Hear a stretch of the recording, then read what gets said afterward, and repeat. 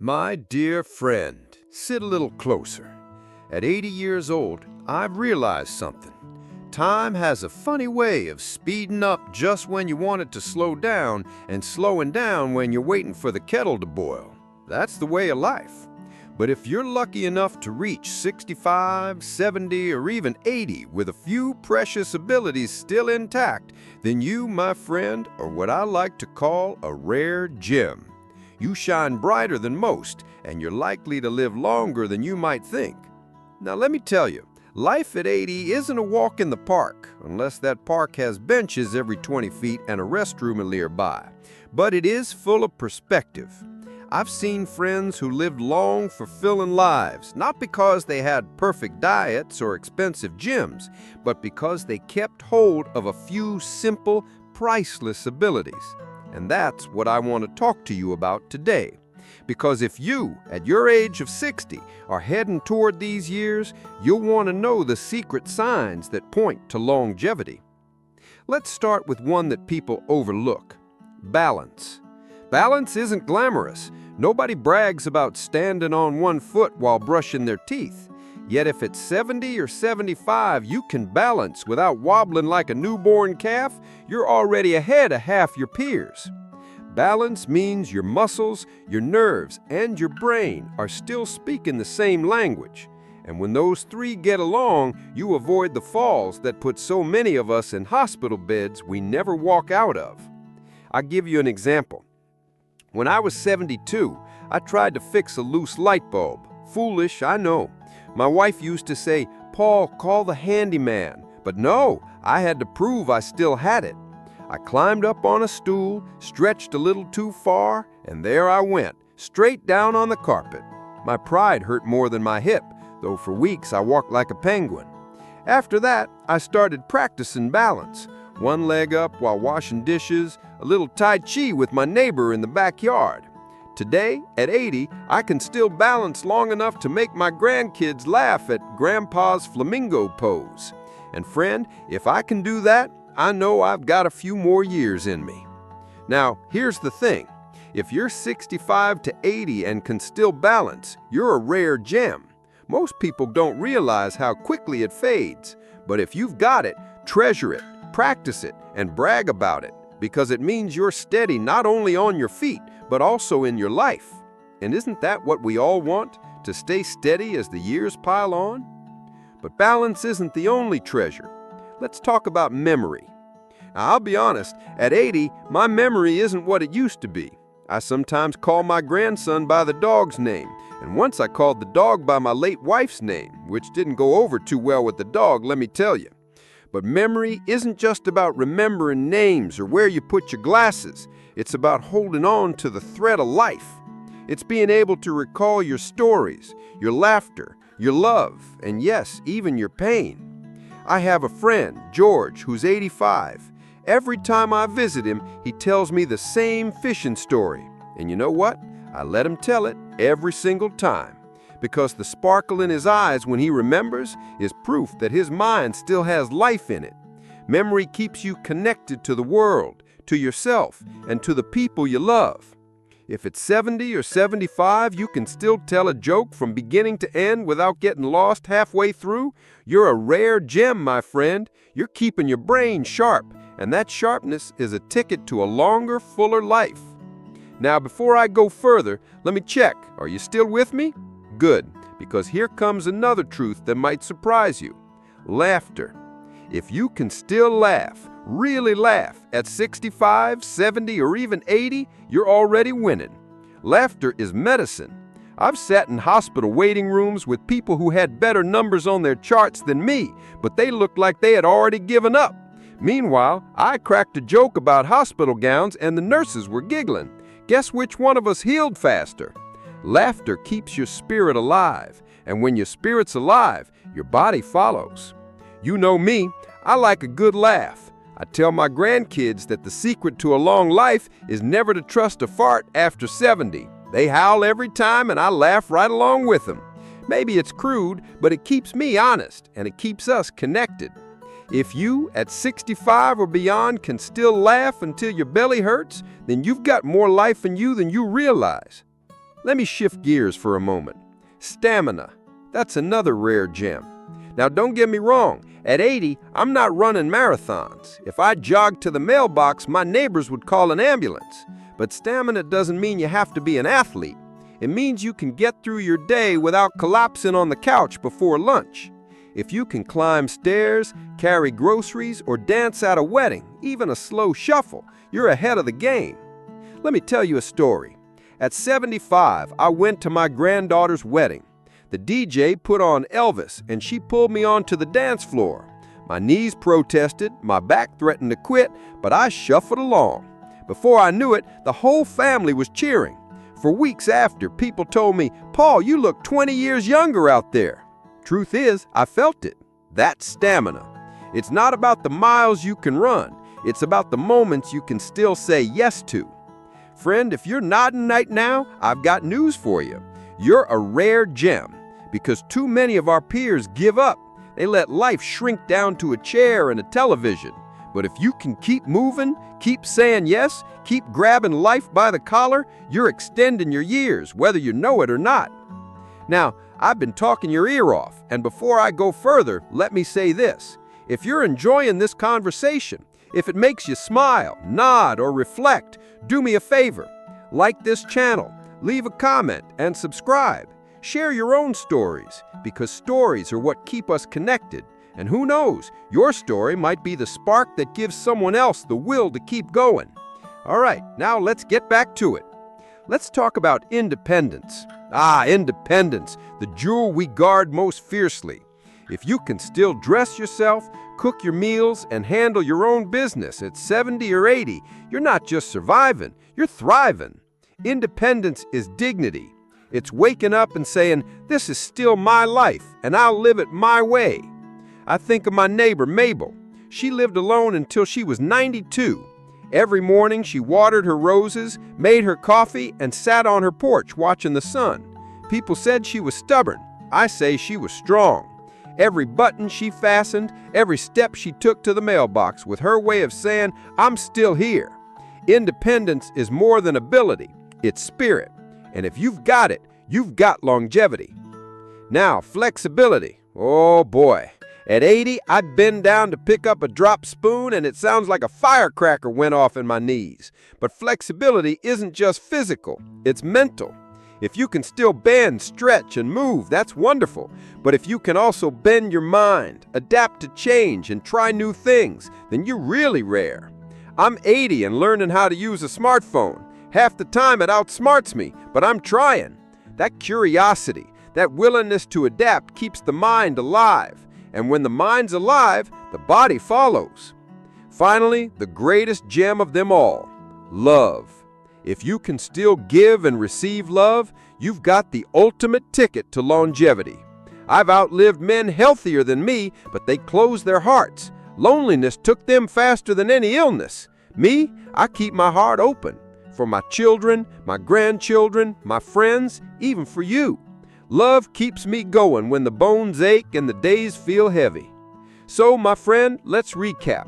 If you're 65 to 80 and can still balance, remember, laugh, move with stamina, live independently, stay flexible, and love, you're a rare gem. And you're likely to live longer than most. But more than that, you'll live better. Because what good is life if not lived with joy, with purpose, with connection? Now don't go anywhere, because I've only just begun. I've got more stories, more wisdom, more laughs to share. You think 10,000 words can cover all the lessons of 80 years? Not a chance. Stick with me, friend. The best is still to come. So, where were we, friend? Ah, yes, those rare gem mobilities. You know, when you get to my age, you sometimes forget where the story left off, but you always remember how it felt. That's the thing about old age. It's less about the details and more about the heart. And my heart tells me I still have more to share with you. Now let me ask you something. When was the last time you bent down, picked something off the floor, and stood back up without sounding like a haunted house door? If you can still do that at 65, 70, or even 80, then you're part of an elite club, my friend. Flexibility is one of those little things that sneaks up on you. One day you're tying your shoes with no problem, and the next you're sitting on the bed negotiating with your knees like they're stubborn teenagers. I swear, my joints talk back more than my kids ever did. But here's the truth. If you keep moving, stretching, and refusing to rust, you'll stay younger longer. I know a man named Joe. He's 83. Every morning he does stretches in his backyard. To the neighbors, it looks like he's trying to start a lawnmower without a rope. But let me tell you, Joe can still squat down and pick weeds, still twist around to look behind him when driving. That's rare. That's life. And that's what keeps him going strong. Speaking of driving, let me tell you about the time I had to renew my license at 78.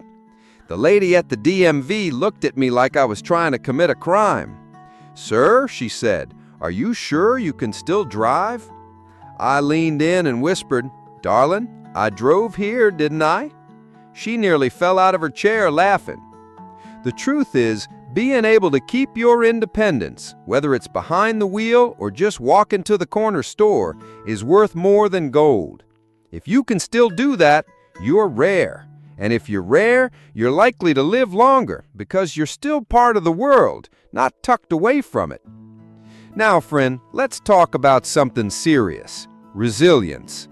That's not on the doctor's chart, but it's more important than cholesterol numbers. Resilience is that invisible muscle that keeps you standing when life knocks you down. If it's 65 or 75, you can still take a hit, a diagnosis, a loss, a disappointment, and bounce back with even a little smile. You've got what I call a survivor's heart. That's rare, and it's what keeps you around long after the fragile ones have faded. I'll never forget when I lost my wife. That was the hardest season of my life. My heart felt like a broken window letting in the cold. I didn't think I'd make it to 80, honestly. But then my granddaughter crawled onto my lap one night and said, "Grandpa, can you tell me a story about when you and Grandma were young?" And for the first time in weeks, I smiled. I told her about the time we went dancing and I stepped on her foot so many times she threatened to dance with the waiter instead. My granddaughter laughed until she snorted. And just like that, resilience kicked in. If you can still find reasons to smile when life hurts, you're rare, you're strong, and you're going to live longer because your spirit refuses to give up. Now, let me ask you this. Have you noticed how people our age get quieter? Not me. I'm still loud as ever, sometimes too loud, according to the neighbors.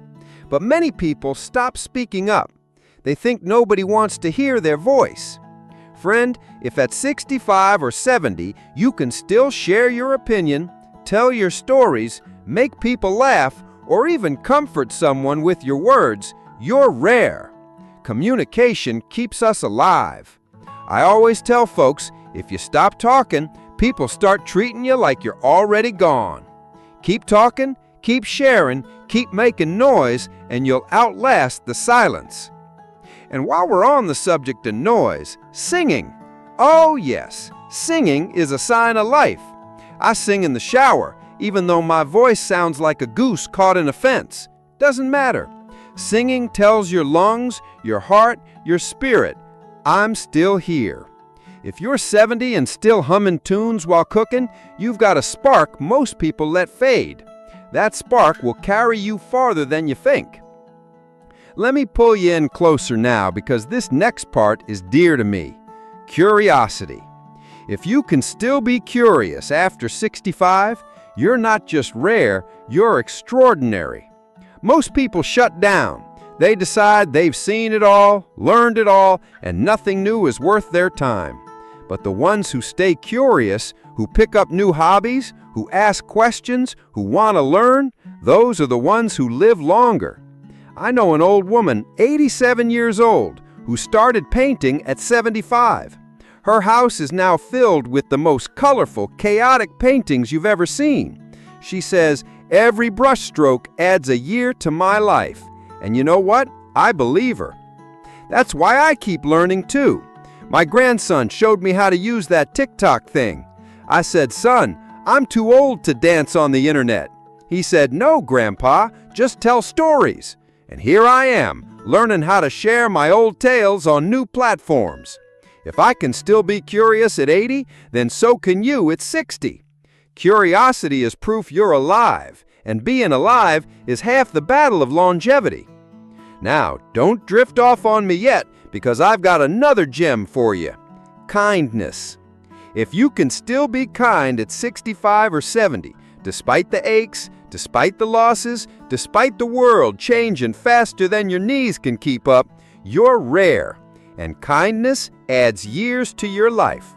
I've seen mean people shrivel up early, while the kind ones blossom even in their 90s. My friend Alice is 91, and she still bakes cookies for the neighborhood kids. Her joints ache, her eyesight is fading, but her kindness is brighter than the morning sun. That, my friend, is the secret medicine nobody talks about. Now, somewhere around this point, I know people start glancing at the clock. So let me remind you, don't wander off just yet. And while you're here, don't forget to like this channel, drop a comment, and subscribe. Not for me, for you. Because this community is about sharing wisdom, laughter, and hope.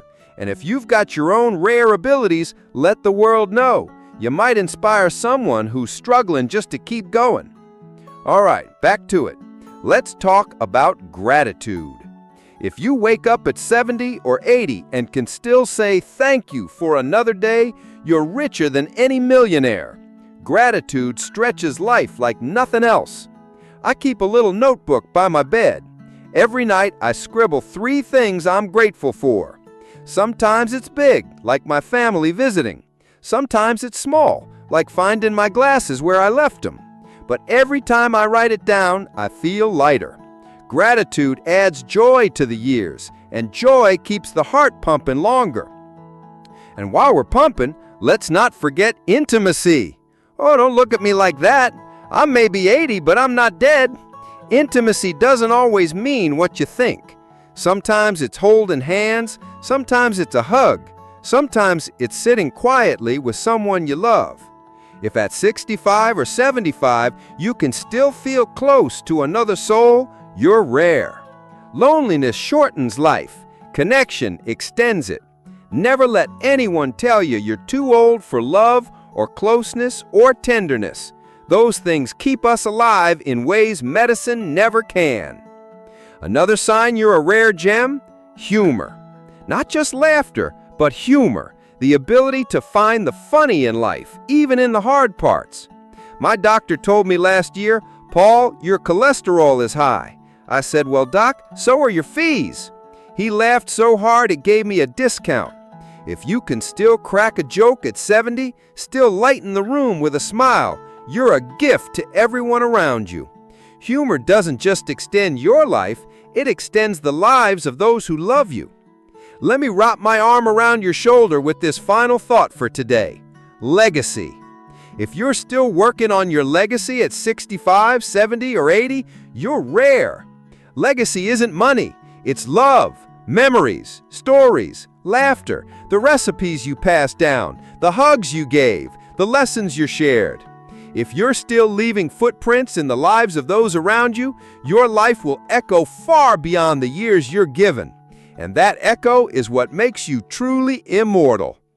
So my dear friend, remember this: if you're 65 to 80 and can still balance, remember, laugh, move, live independently, stay flexible, love, stay resilient, talk, sing, stay curious, show kindness, practice gratitude, enjoy intimacy, carry humor, and build a legacy, you're not just rare, you're priceless. You're proof that life doesn't end with age, it expands with it. And as I sit here at 80, talking to you, my younger friend to 60, I feel grateful. Grateful that my voice still matters, that my stories still bring a smile, that my heart still beats with hope. And if I can do it, so can you. So hold on to these gems, polish them every day, and show the world that growing older isn't something to fear, it's something to celebrate. Because if you can still do these things, my friend, you're likely to live longer and better than you ever imagined.